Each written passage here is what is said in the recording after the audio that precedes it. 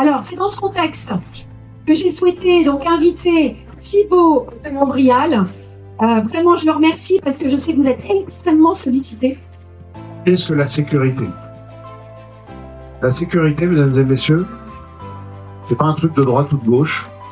C'est un besoin primaire de l'être humain.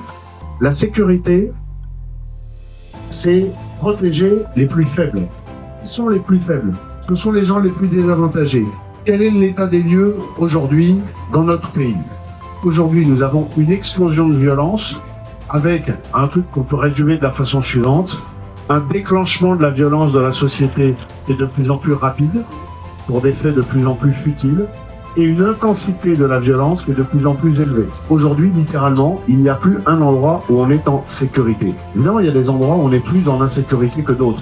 Si on prend l'exemple de Paris, vous avez des exemples désormais hebdomadaires, sinon quotidiens, de faits d'une violence élevée. Je vous donne l'exemple des arrachages, comme on dit dans le langage policier, c'est-à-dire des enlèvements des gens qui ont fait fortune dans le Bitcoin. Il y a eu cette vidéo terrible sur le 11e arrondissement que vous avez vu il y a quelques jours. Il y a des attaques à domicile, ce qu'on appelle des homejacking, des gens qui rentrent dans vos appartements. La réalité de cette hyperviolence, elle est liée à un phénomène d'ubérisation des équipes qui commettent ces violences. Le jeune délinquant, c'est exactement comme un petit homme. C'est un jeune qui va tester les limites qu'on lui pose. Donc il faut que dès la première infraction, le délinquant sente une réponse de l'État qui lui coûte. Ça doit être de l'emprisonnement, même à très courte durée, pour les violences et les atteintes aux personnes. Alors là, que les belles âmes ferment leurs oreilles, parce que je vais dire une horreur, je vais établir un lien entre l'immigration et la délinquance. Mais en réalité, je ne vais pas l'établir, je vais juste rappeler la réalité des chiffres. Dans ce sondage, les maires que nous avons voulu interroger à 1 an des municipales disent tous, quelle que soit la taille de leur commune, que la sécurité est soit la priorité, soit l'une des priorités des attentes de nos concitoyens. Moi, je pense qu'il faut reprendre la main.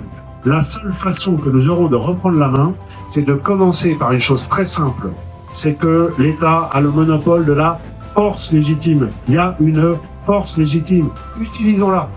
Et ce courage, mesdames et messieurs, il n'est pas si grand que le courage que nos anciens nous ont déjà montré. Souvenez-vous, personne ne vous demande pour l'instant de sortir d'une tranchée. Mais qu'attendez-vous pour avoir collectivement la lucidité de dire la réalité à laquelle vous êtes confrontés et le courage de vous y opposer? Qui aujourd'hui, parmi les moins de 30 ans, moi j'ai plaidé pour la famille du colonel Beltrame. Qui aujourd'hui, j'ai plaidé ça, j'ai dit qui aujourd'hui parmi les moins de 30 ans sait ce que c'est que les héros français? Nous approchons de moments qui sont des moments de vérité. Quand j'étais jeune, j'ai été soldat, j'ai toujours eu un engagement patriote et je ne laisserai pas ce pays tomber. Si vous étiez maire de Paris, quelle est la première décision que vous prendriez en matière de sécurité? Armer la police municipale.